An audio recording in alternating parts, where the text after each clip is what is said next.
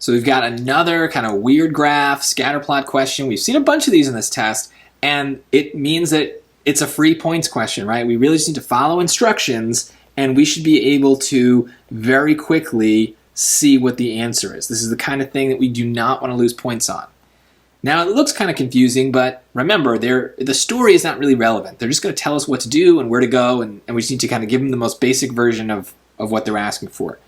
The scatter plot above shows the data for 10 charities along with the line of best fit. Great.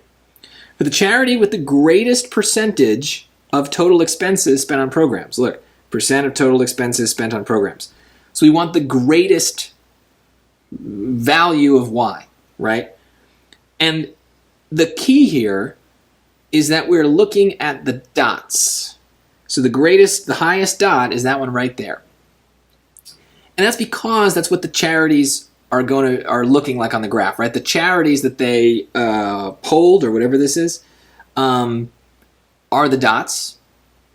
And then the line of best fit is kind of like a way to connect the dots mathematically. And that kind of is what the second part is about. Which of the following is closest to the difference of the actual percent and the percent predicted by the line of best fit?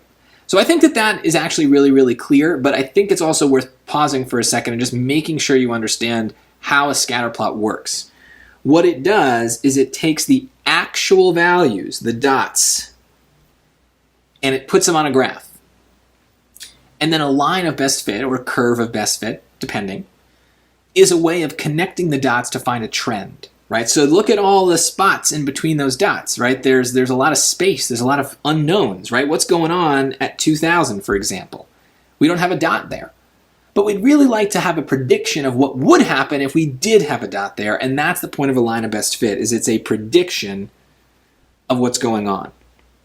So we have the actual values, are the dots, the predicted value is represented by the line, and so in this case they're just asking what's the difference. So we have to just go from the dot down to the line at that exact same x value, right? So we're somewhere between 3,000 and 4,000. So what is that? Well, it's a whole set of the scale, right? So it's a whole set of lines, and so that's 5, right? Because 85 and 90 is 5, and then plus a little extra, right? So maybe plus another 2, so something like 7, and hey, look, that's an answer.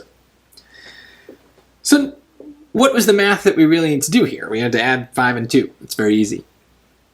That's why I say that these are free points questions. There's almost no mathematics involved in these kinds of graph questions. Really, it's just about reading what we're given and doing what we're told.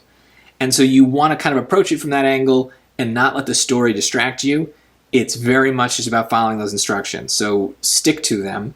But if you had trouble with this, I think it might have been just the nature of a scatter plot can be confusing, but it's really just telling us two things at once. The actual values, and then a way of predicting what happens in between those values. And normally we just care about the line. This question actually involved both, but it was literally just measuring a distance between them. Really, really simple.